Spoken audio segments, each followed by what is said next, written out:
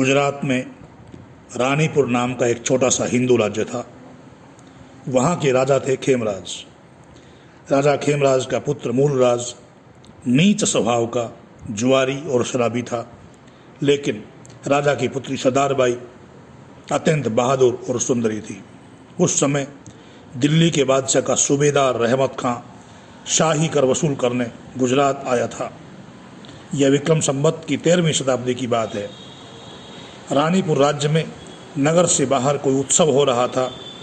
नगर के सब पुरुष उत्सव देखने गए हुए थे। ऐसे अवसर पर रहमत खां घोड़े पर सवार होकर 2-4 सिपाहियों के साथ नगर में घूम रहा था। उसी समय उसने राजकुमारी सरदारबाई को देख लिया और उसकी सुंदरता पर मोहित हो गया।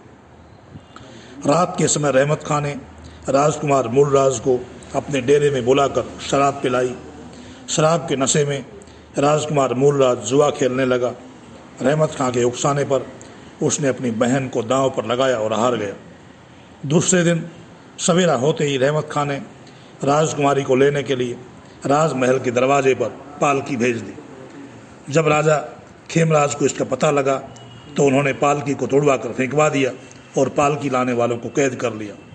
ये समाचार रहमत खां को मिला। उसने मूलराज को आगे किया और वह गुप्त मार्ग से किले में पहुंच गया। राजपूत सैनिकों को इसका पता नहीं था, लेकिन राजमहल की स्त्रियों ने झटपट तलवारें संभाल ली। विश्वासघाती राजकुमार मूलराज की पत्नी उन सब स्त्रियों से आगे थी। उसने मुसलमानों के आगे आते मूलराज को देखा तो सिंहनी के समान मूलराज पर टूट पड़ी और उसने उसकी छाती में तलवार घुसेड़ दी। इसके बाद उसने वही तलवार निकाल कर अपनी छाती में मारते हुए कहा, मैंने अपने पति के पाप का प्रायश्चित कर लिया है, अब अपने पाप का प्रायश्चित कर रही हूँ। इतने में राजपूत सैनिक भी वहाँ आ गए। बड़ा भयंकर युद्ध हुआ, लेकिन थोड़े से राजपूत सैनिक शत्रु की बड़ी भारी सेना से जीत नहीं सके।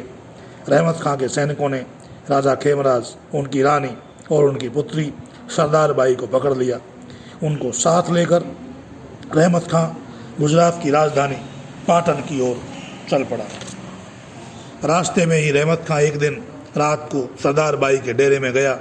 सरदारबाई ने प्रसन्न मुख से उसका स्वागत किया।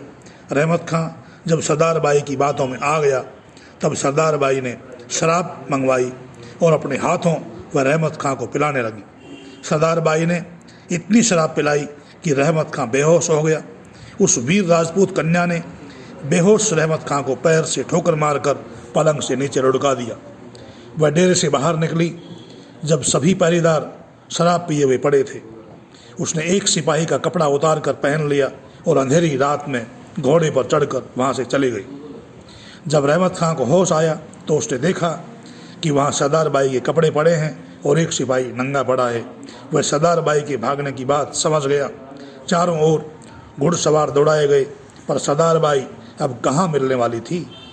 रहमत खां ने सरदारबाई के पिता राजा खेमराज और उनकी रानी को धमकाकर मुसलमान बन जाने को कहा, किंतु सच्चे हिंदू प्राणों के भय से धर्म नहीं छोड़ा करते। जब राजा और रानी ने हिंदू धर्म छोड़ना स्वीकार नहीं किया तो रहमत खां ने उनको मरवा दिया। उसे सरदारबाई के भाग जाने का ये बदला लेकर ही संतोष करना पड़ा। आप सभी से निवेदन है कि चैनल को सब्सक्राइब कर लें ताकि आपको नए नए ज्ञानवर्धक वीडियो प्राप्त होते रहें। इति ओम शम।